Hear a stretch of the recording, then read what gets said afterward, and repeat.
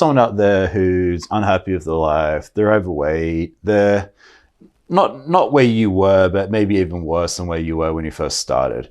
What do you think the most important thing to do to get started, to change your life? Do you think it's environmental? You think it's getting a coach? Like, what would you tell someone?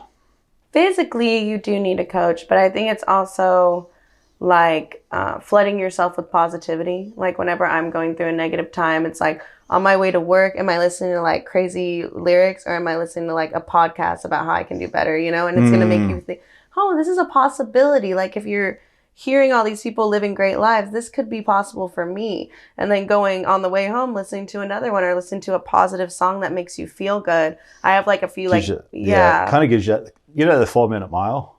You know that Robert Bannister, nobody could run the mile within 4 minutes, and he did it, and then the next week 27 people did it.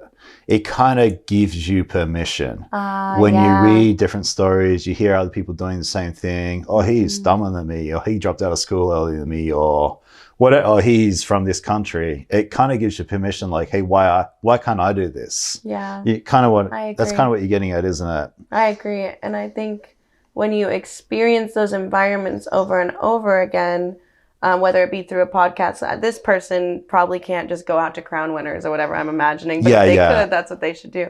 But let's say they're flooding themselves with positivity.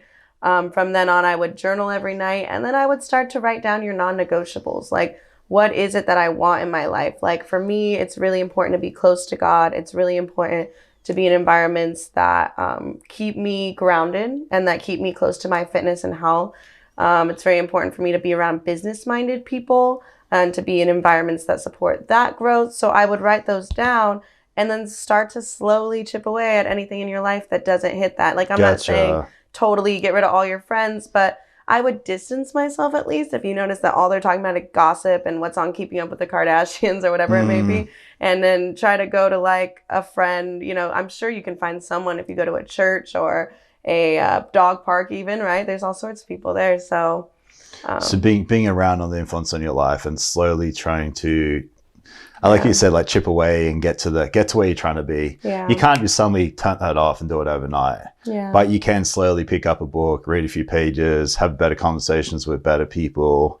And you'll start to notice, like once you start to go in that positive direction, your boundaries will get higher. You'll start to notice when people aren't in that thing, or like opportunities or anything are not in that. And you'll also start to realize like when you're going in the right direction, because things will come to you. Like you'll start attracting the right people to your life, right? Yeah.